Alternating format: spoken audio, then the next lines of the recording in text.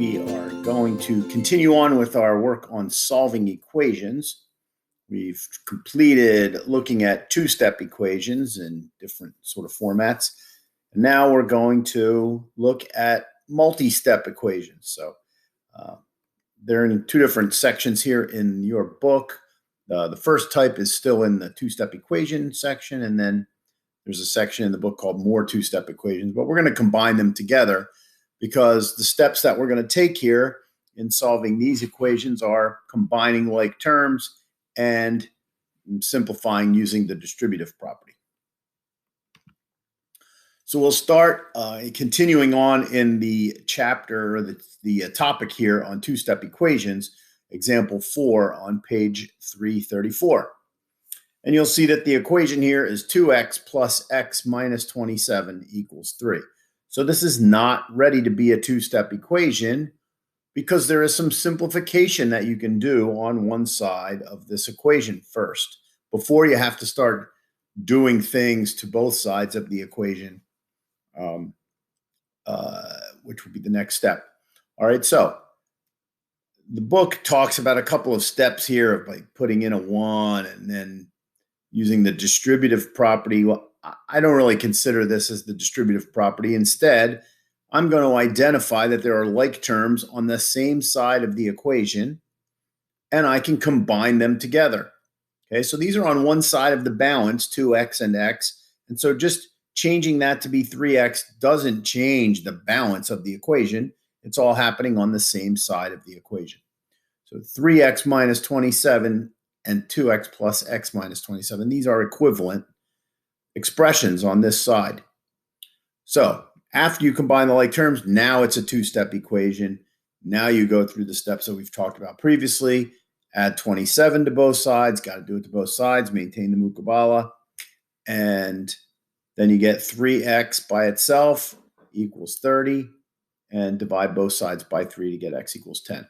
The book doesn't go through the checks in these.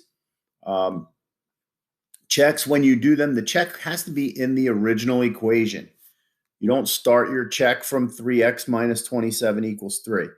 Okay, and the reason is because if you made a mistake and you're combining like terms, then you used this newer version of the equation, well, your check would come out correct, like it was like you had the right answer when you really didn't. So you want the check to check all of the steps. All right, so you substitute in from the original equation, which is 2x plus x minus 27. And everywhere there's an x, I put in a 10 because I think that's what the solution is. And then you use the order of operations, okay, to complete the check.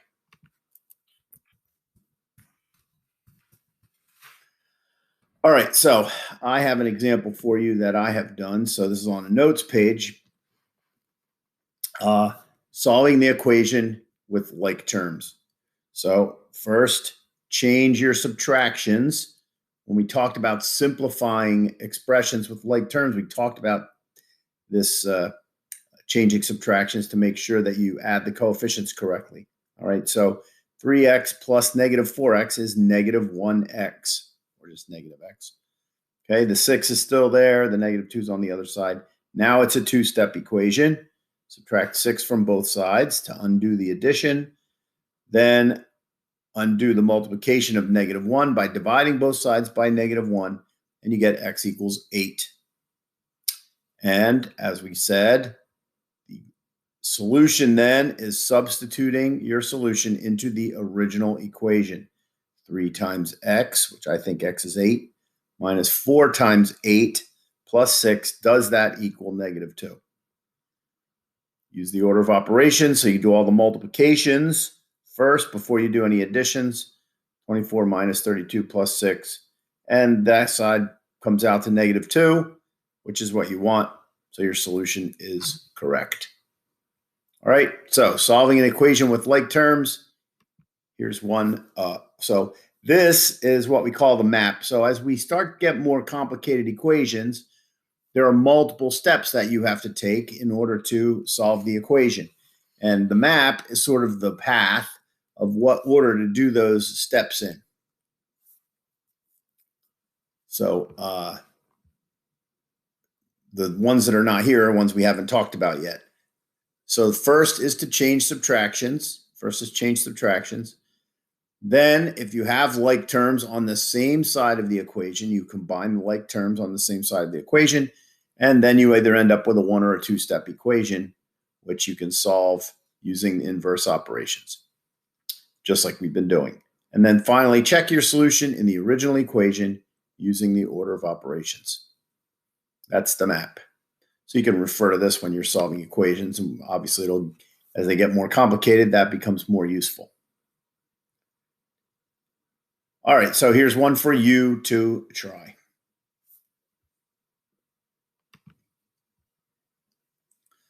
First step, change subtractions. So there's one, just this plus -6. And you really don't have to do that one if you don't want, because you have like terms here. You have 2x and 3x, which are like terms. That's 5x. You also have 2 and -6, which are also like terms. Okay, these are both constants. So you can add them together also and get 5x minus 4 equals 16. This is now a two-step equation with subtraction. So you can undo that by adding 4 to both sides, which gives you 5x equals 20. Divide both sides by 5 to undo this multiplication, and x equals 4. In the check, start with the original equation, and everywhere there's an x, substitute in a 4. Okay, I just put parentheses every place there's an x and put a 4 in there. Now we can use the order of operations in the check, multiplying first, 8 plus 2 plus 12 minus 6. And if you do all of this out, 10 plus 12, that's 22. 22 minus 6 is 16. So my answer is correct, because when I substitute in 4 for x, the equation comes out to be true. All right, so that's solving an equation by combining like terms. Well, what about if there is parentheses in the equation? So you can also use the distributive property to simplify equations and then continue in solving them.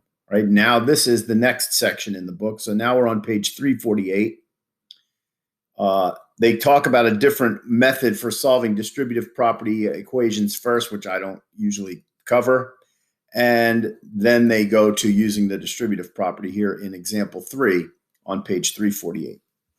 So your equation, 6 times parentheses y plus 4. So if you have parentheses in the equation, you cannot add or subtract from both sides of the equation when there are parentheses there. Now you could divide both sides of the equation here by 6, but later on when other things are happening, that becomes pretty dangerous. So that's why I don't really talk about using that method.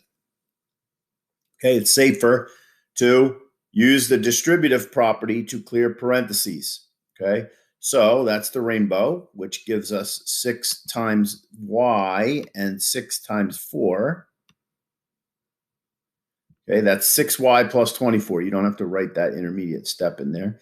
6y plus 24. And still that equals -15. And now this is a two-step equation, right? A variable with the multiplication and then a number added on. The book does the horizontal method, which I'm crossing out because I like the vertical method. Subtract 24 from both, Subtract 24 from both sides to, again, isolate the variable, to get the variable by itself. So this goes to 0, and -15 minus 24. Be careful, that's the same as -15 plus -24, right? So that's -39. 6y equals -39. So to undo the multiplication, divide both sides by 6. Now, you might recognize or be bothered by the fact that -39 divided by 6 is not a whole number. Right? 6 doesn't go in evenly to 39. Well, that's okay. This, when your answer comes out like this to a division that doesn't work out evenly, your answer is a fraction or decimal. Okay. So you could do 39 divided by 6 in your calculator and get 6.5, or you could simplify this. They're both divisible by 3, giving you 13 and 2. It's negative 13 over 2, or negative 6.5.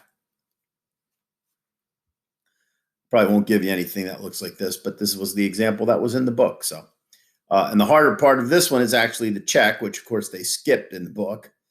Okay, but you should always check your solutions to algebraic equations.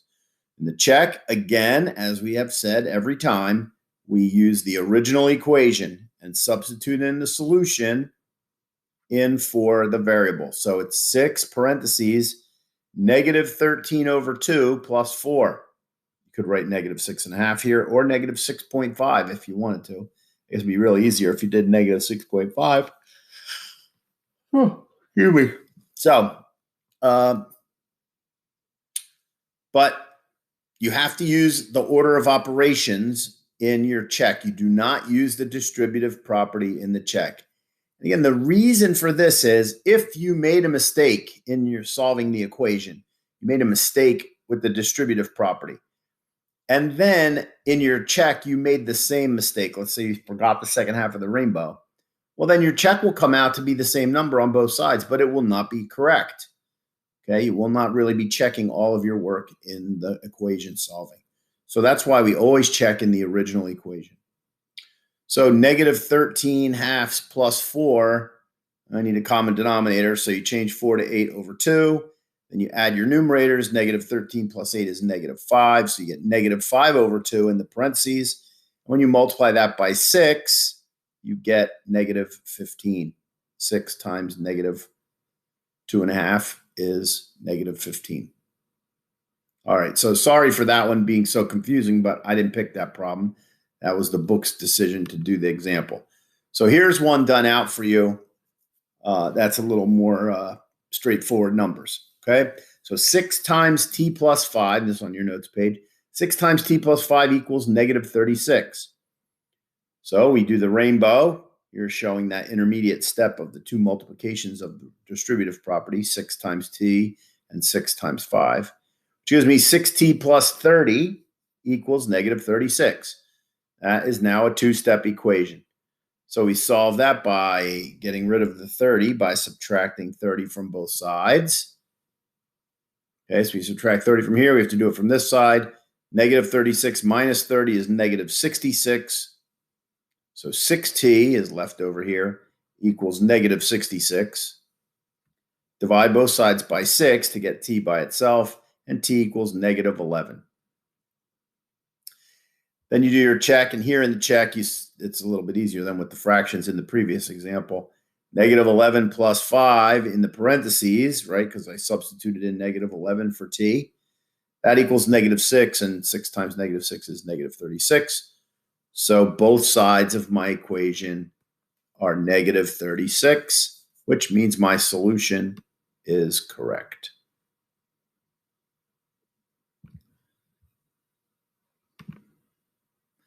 The map, okay, we now add the distributive property step into the map.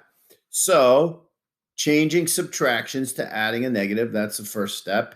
It's kind of optional. You wouldn't lose points if you didn't do that. And you really kind of, some of you can do it in your head. Then if there's any parentheses, you have to clear the parentheses first before you do anything else.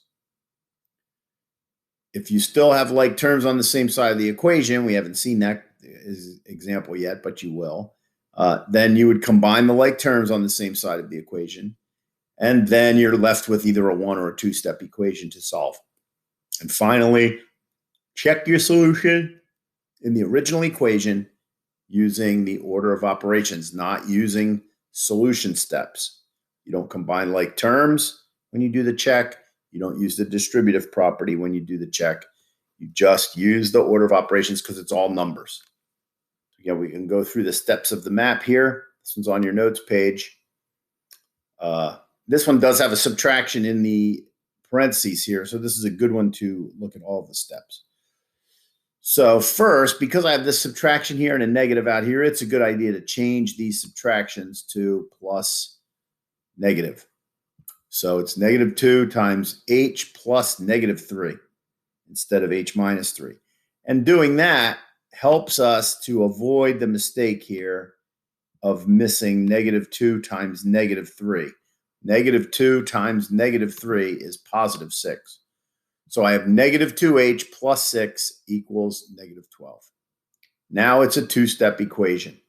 So we can't do anything with this multiplication until it's by itself. So we have to get rid of this plus 6. To make 6 plus 6 go to 0, we subtract 6. If we do it from one side of the equation, we have to do it to the other side. So we're subtracting 6 from both sides of the equation. Okay, let me look at what our answer is after we do that. After we subtract 6 from both sides of the equation, I'm left with negative 2h equals negative 18. Negative 12 minus 6, same as negative 12 plus negative 6. Some of you really shouldn't need to too much, but if you have to do that arithmetic, okay, like you want to do keep, change, do it off to the side. Okay, one of the things we don't want to do is start putting other equal signs in the middle of this equation. Okay, the equal sign in these equation solving steps is the balance point of this equation. There shouldn't be other equal signs thrown in there, like if you're doing arithmetic stuff like this off to the side. Do it off to the side so that these equal signs, okay, are all the balance of my equation, maintaining the Mukabala on the two sides of that equal sign. So now I got to get rid of this multiplication times negative 2. So I'm going to divide by negative 2. I do it to one side to make this go to 1, right, and give me just h. I have to divide by 2 on the other side, and I'm left with h equals 9. Oops. There's my solution, h equals 9. I think. So let's check it. In the check, I'm going to substitute 9 in for h in the original equation. So it's negative 2 times 9 minus 3. Does that equal negative 12? Is 9 the right number that makes this equation true? I'm not going to do the distributive property here. I'm going to use the order of operations. So 9 minus 3 is 6 in the parentheses. Negative 2 times 6 is negative 12. So my solution is correct. My check works. And there you have it. All right, so we've done an equation with combined like terms. We've done a couple of equations with distributive property. When we come back to class on Tuesday, we will do some practice on these.